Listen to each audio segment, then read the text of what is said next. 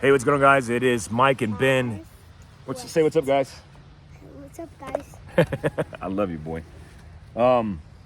So I'm out here hanging in the backyard with my son, and you guys opted to do it this way. So cheers to you guys, and thank God I don't have to edit.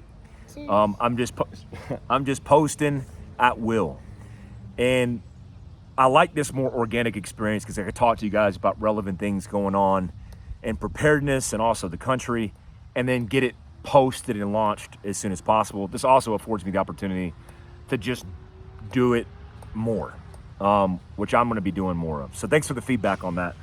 I want to keep it short and sweet because I have something I want to share with you guys that happened over the weekend. One of the things I just did is I set up this omelet igloo chicken coop. If you're not subscribed to my channel, Prep Yourself on my Instagram, you guys can go to my Instagram, mike.a.glover on my primary, Mike Glover Actual on my secondary, and you guys can sub, and I show the whole setup with this chicken coop. That's called the omelet. The model is the igloo, where you can like move it around the yard relatively easily versus a static position that's locked into the dirt, and then obviously chickens will tear up the dirt, scraping it away. You can now use the good old fertilizer from the chicken to expand growth on your high desert yard that your renters destroyed. I digress. Let me share this with you guys. Luke 10:27 says, love your neighbor as yourself. And you should love your neighbor as yourself. That's important. Love your neighbor like you love your haters.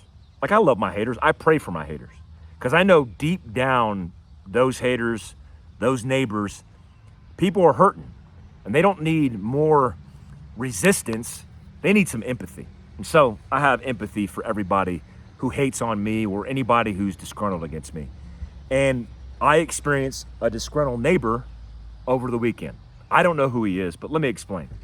I was out here with my family doing a yard sale. Dad. Yeah. Someone's here. Yeah, it's Jesse, which is ironic because I'm going to talk about him right now. So over the weekend, I'm doing a yard sale. I'm in the yard drinking coffee just like I am now, Black Rifle coffee. And I'm with Jason Moses, my neighbor, who's a good friend of mine. And we're out hanging out. And there's about 3 people digging through kit and Sitka gear, all the stuff that I got that I'm offloading because I just got too much of it. And Jesse, my contractor, pulls in, and Jesse's breaking down walls and building some stuff in the house, helping me live my prep life, which I'm doing a video for you guys on this channel on kind of the setup, on installing this generator, on getting my water and irrigation system set up, on doing an orchard, a whole bunch of cool stuff. Jesse pulls in and he looks disgruntled. And Jesse, he's Hispanic and he doesn't speak great English, but it's decent English. And he looks like he's going through something. And he's also looking in his mirrors as he pulls in. And I'm like, oh, just gained some situation awareness. And I see a Dodge Ram slow roll right behind him. And there's a 70-year-old man who's kind of pointing his finger at him. And he continues to roll. And I go up to Jesse. I'm like, hey, man, what's going on? He says, hey, you know the merge lane down the road? There's a merge lane. And when you're in the right lane, you're in the right of way. When you're in the merge lane and you're not ahead, which Jesse was in the wasn't in the merge lane, he was in the right lane, so had the right of way. You're supposed to get in where you fit in, but if the person's in front of you, you don't wait for them to slow down to get in.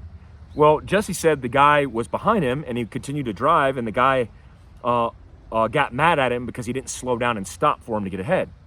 And instead of being like, hey man, what's up? Or being upset and just going about your way, he decided to road rage. And so he pulls up next to him, he's cussing at him, and he's telling him he's gonna kill him. And he's very, very disgruntled. And he follows Jesse to my house, which is a really big mistake if you're trying to look for a fight. And he rolls up and follows him, cuts a 3-point turn, parks across the street from the house. Now, after I get the initial information, I'm like, oh, well, he seems like a very older gentleman and don't expect a radical circumstance. So I go sit down and enjoy my coffee. I'm sitting there with Jason and I'm like, okay, keep an eye out. Here he comes. He comes walking and he's on the phone. So he's not paying attention and he's mad. You could tell he's enraged. And he comes onto my property, which at the time is okay because I have a yard sale. I have strangers in my driveway looking at stuff. But when I determine he's not here for the yard sale because he bypasses it, I said, "Excuse me, sir, can I help you?" And he ignores me. And he continues to walk to my open door because Jesse is hauling stuff out of the house into the big dumpster. And he continues to my front porch, my open door, when my family's in the house. So I, instead of sitting here going, "Excuse me, sir," decide to stand up and get in between him and my open door and my family. I said, "Hey man, what are you doing?" I said, "You're on my property." And he takes the phone and he says, "They're threatening to hurt me. They're threatening to knock my head off," or something like that. I'm paraphrasing because he said some stupid things that were all lies. And he said, "They're threatening to take my head off." And when he said that, I looked around because I'm like, what? And I'm actually thinking to myself, did somebody actually say that out loud? Nobody said that out loud. He was making things up. And so he proceeds to start getting wound up, and I stand between him and my house. I'm like, "Sir, back away from my house and get off my property." And at one point he takes the phone and he goes, and he's holding the phone. He's like, "You hear him? You hear him? They're threatening me." And I'm like, "Nobody's threatening you." Huh? I say hi. Okay, you want to say hi real quick? I already say hi. Oh, you said hi to Jesse. Yeah. Okay, good job, baby. And so I said to him, "Hey, you want me to take the phone?" And I'm smart enough not to grab the phone from him or touch him. I'm like, "Do you want me to talk to him?" And he pulls the phone back. He's like, No. I'm your neighbor. You guys are threatening me." And I'm like, "I don't know what's going on, but you need to get the hell off my property," right? And so he proceeds to get off the property, and I'm concerned. And he goes in his pickup truck, and I walk to the end of my driveway to make sure he's driving away. And as he drives away, look at this helicopter. Look at this helicopter coming right here. They're probably dealing with that wildfire. See that smoke in the background? That's called inversion. These brave firefighters from the wildfire are dealing with this. Be safe, guys. To all those wildland firefighters fighting the Yellow Lake fire. Appreciate you guys. It's up to 30,000 acres, 20% contained right now. So I walked to the end of my driveway, and while he slow rolls across the street and slow rolls onto the road, he yells, with I'm assuming dispatch on the phone, he yells, "Are you drawing a gun on me now? Are you pulling a gun on me? You're reaching for your gun?" And I'm like, whoa, how weak of you. So I got an old conservative man wearing Levi jeans, driving a Dodge Ram pickup truck, looking country, acting like a liberal. No offense to liberals, but sometimes you guys, you got this whole fringe thing going on. So I'm like, what? How weak is this? And I thought to myself, I'm like, oh my gosh. Like, this dude just completely went off the rocker and just started lying. And so the lesson learned here, even as we acted as professionals, the lesson learned here is there are a lot of people who will do anything to weaponize this lawfare of weaponizing the justice system in order to get what they want because they're mad. And so I took a step back and I went, what if it was just me and that old man? It was his word versus mine. And I had this whole situation in Provo. I'm thinking to myself, oh my gosh. But luckily for me, the first thing I did is I told Jason, hey, you need to record this. Get your phone out. Luckily for me, my entire house is rigged with cameras all over the place, even cameras you can't see. Luckily for me, I had witnesses on the ground that immediately when I called the deputies came up. I didn't even ask them to step up. They said, that old man was crazy. Everything he said was a lie. And I'm not sure what was going on with him.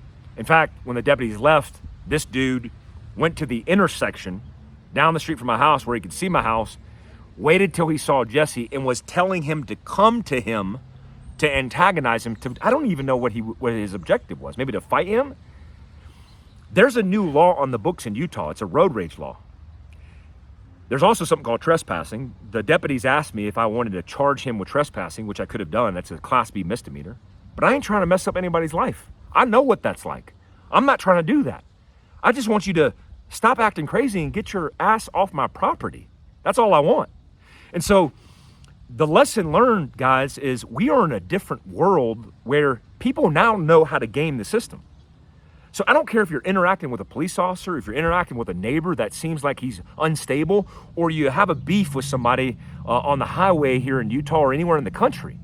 There's a Utah new statute on the books for road raging, and it comes at a perfect time because in the last week, there was a guy identified, I mean, this happened last month, where a guy killed north of Jordanelle, what they think is a road rage incident. He was shot and killed, and they haven't found the guy.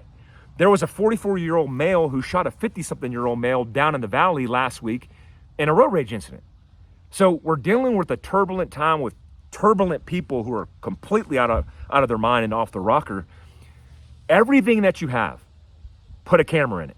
Don't just lean on that phone. Get one of those cameras. I can't recommend very specific ones because I don't have relationships with them. I just went on Amazon and bought a Garmin.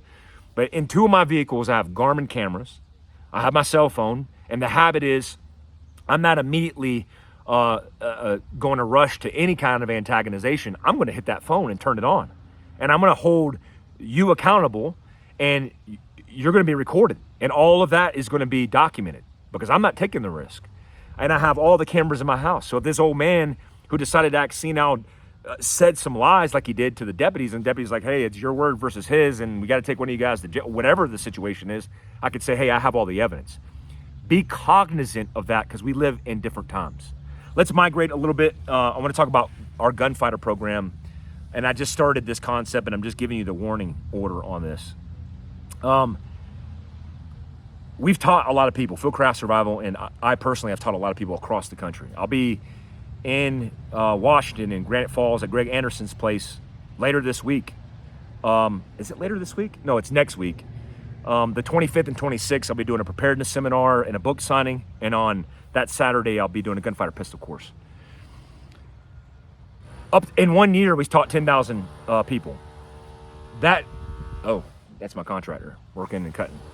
Let me walk away, which is the great thing about having this kind of setup. 10,000 people we've taught in 1 year. Everything from, basic survival, first aid, rewilding to gunfighter, pistol, carbine, etc.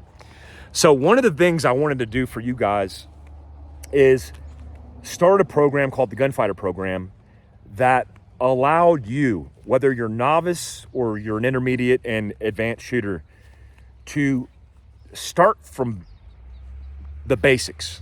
I've done this series on YouTube on Field Craft Survival's channel called Back to Basics. And I think it's super important to always go back to basics because mastering of the basics is how you become a master. It's not this, there's no advanced ninja school, it's mastering the basics. So I want you guys to master the basics. But what I realized in training across the country is a lot of people focus on all these things and don't have the basics mastered. So what I want to do, especially when it comes to this particular program, what I want to do is build out all the kit for the specific gunfighter course in this program and start from scratch. For example, DMR, designated marksmanship rifle. I find the experience when I run DMR or even carbine courses and I ask where you're zeroed, a lot of people either don't know they're zero or they don't know the specifics. And this is a question for you guys. For example, if you say you have a 25 meter, 300 repeat zero, how did you zero it? And often, like people who are so confident, 5,200 zero, 37 yard, whatever their zero is, they're quick to raise their hand. But when I say, how did you zero? They don't have a specific answer. They say something like, what do you mean how I zero? I just shoot and just zero. I'm like, was it 1 round on a 1/4 inch pasty? Was it 5 rounds on a watermelon? Like, what specifically did you do as a process to say, I'm now officially zeroed? And they're like, I did 5 rounds on this, whatever. And most of the time they kind of, I just kind of did this roundabout thing. And I'm like, well, your rifle is not optimized. Did you use 55 grain? Do you intend to shoot with 55 grain? No. I have a DMR, so I use 77 grain. Okay, so why did you zero with 55? Why did you show up to this course with 55 grain and that national match for 77 grain? Because we're shooting beyond 600 meters. And so I want to be able to take a 16-inch recce gun, Vortex variable magnified optic, all of the ballistic calculations and data, get you on a range, but first optimize your zero, tell you how to break down the rifle, show you all of the things that the optic does, walk you through mil radian scopes, because that's what we're going to use is mil radian. Talk about external ballistics and its effect at distance. Talk about most of the variables that you can control and the one variable wind you can't control. And then make you optimize as an experience. Turnkey. So you get a flat dark earth DMR. It's all turnkey. The course costs and everything is included. So when you walk away, I work through your FFL and I transport it or send it to you through your FFL. And if you're local, you can just pick it up because we have our FFL. And that flat dark earth rifle is a Gunfighter 001 through 48 because we'll only be offering this course with 12 students at a time to optimize the experience for instructor to student ratio.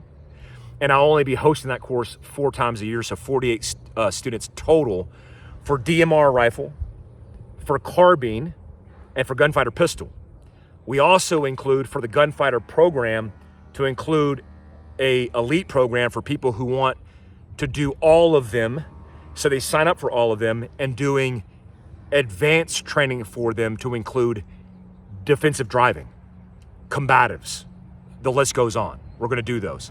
So instead of us just throwing a lot of courses at the market, being very specific with the Gunfighter program and introducing you guys to a new way of thinking this way. Because you might have your hotness, your flavor, like the thing that you like.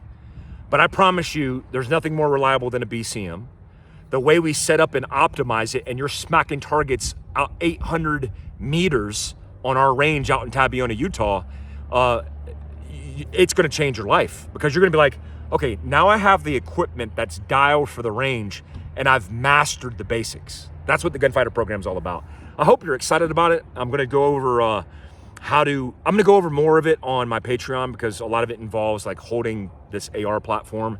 I'm also gonna teach my Tier 1 members on the setup and go over the Gunfighter program setup for this course that we're dropping. The first one will actually be dropped in November. It will be a 16-inch recce with a Vortex, and it will be the first Gunfighter program. And then we intend to do probably pistol or carbine before the end of the year as well.